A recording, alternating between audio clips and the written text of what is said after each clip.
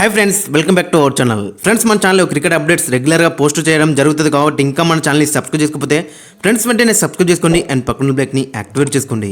And అది ఇంకా మన వీడియోని లైక్ చెప్తే ఫ్రెండ్స్ వెంటనే లైక్ చేసి మన వీడియోకి ఎంటర్ చేద్దాం. ఫ్రెండ్స్ తప్పకుండా లైక్ చేయండి. లైక్ చేస్తే మన వీడియో మార్కెట్కి ఫాస్ట్గా రీచ్ అవుతుంది.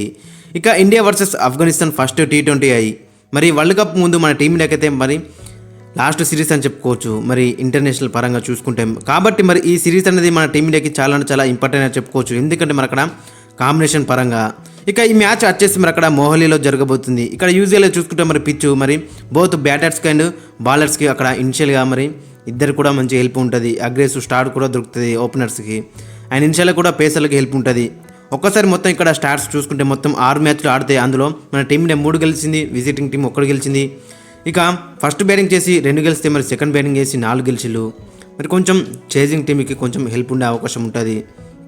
ఇక ఓవరాల్గా చూసుకుంటే మరి ఇక్కడ మరి అక్కడ వెదర్ అంతా బాగాలేదు కాబట్టి అక్కడ మరి ఫాగ్ ఇష్యూస్ ఉండే అవకాశం అయితే ఉంది అక్కడ వెదర్ రిపోర్ట్లో. మరి చూడాలి మరి ఎలాంటి అడ్డంకులు ఉండకుండా మరి మ్యాచ్ సాఫీగా సాగుతా మాత్రం చాలా బెటర్గా ఉంటుంది. ఇక టీమ్స్ విషయానికి వస్తే మరి అక్కడ ఆఫ్ఘనిస్తాన్ టీంలో రషీద్ ఖాన్ వాళ్ళకి పెద్ద దెబ్బ అని చెప్పుకోవచ్చు.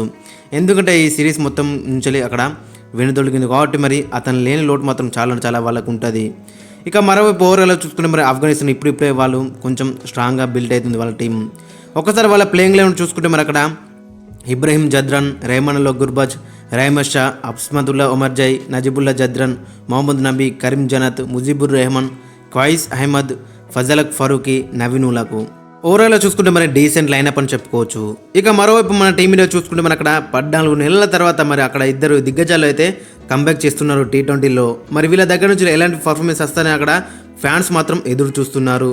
మరి వీళ్ళిద్దరి దగ్గర నుంచి ఒక పెద్ద నాక్స్ అత్త మాత్రం చాలా బెటర్గా ఉంటుంది. ఇక మరోవైపు చూసుకుని మరి అక్కడ సంజు శాంసన్కి ఛాన్స్ వస్తుంది, తిలక్ వర్మకి ఛాన్స్ ఉంది.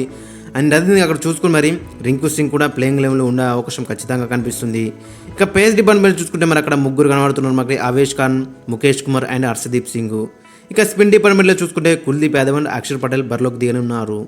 ఇక ఒకసారి తుది జట్టు ఒకసారి చూసుకుంటే మరి నెంబర్ 1లో అక్కడ రోహిత్ శర్మ, నెంబర్ 2లో శుభ్మన్ గిల్, యశస్వి జైస్వాల్, నెంబర్ 3లో విరాట్ కోహ్లీ, నెంబర్ 4లో తిలక్ వర్మ, నెంబర్ 5లో సంజు శాంసన్, నెంబర్ 6లో రింకు సింగ్, నెంబర్ 7లో అక్షర్ పటేల్, నెంబర్ 8లో కుల్దీప్ యాదవ్, నెంబర్ 9లో హర్షదీప్ సింగ్, నెంబర్ 10లో అవేష్ ఖాన్ అండ్ నెంబర్ 11లో ముఖేష్ కుమార్. ఇక ఓవరాల్గా చూసుకుంటే అంతా మంచిగానే ఉన్నా కానీ మనకు అక్కడ నెంబర్ 7 రాకనే బ్యాటింగ్ అనేది కనిపిస్తుంది. నెంబర్ 8, నెంబర్ 9, నెంబర్ 10, నెంబర్ 11లో మొత్తం నెంబర్ 11 ప్లేయర్సే కనబడుతున్నారు. కాబట్టి మరి ఇదే సిచ్యువేషన్ మనం గత T20 వరల్డ్ కప్లో చూసినాం, గత ODI వరల్డ్ కప్లో చూసినాం. ఎప్పటి నుంచో మనం ఇదే ప్రాబ్లం ఫేస్ చేస్తున్నాం. మళ్ళీ రాబోయే వరల్డ్ కప్లో కూడా ఇదే మనకి ప్రాబ్లం ఫేస్ కాబోతుంది అన్నట్టు అనిపిస్తుంది. ఇక నెంబర్ 8లో మంచి సాలిడ్ బౌలర్ కమ్ బ్యాట్స్మెన్ అయితే ఉండాల్సిందే ఖచ్చితంగా.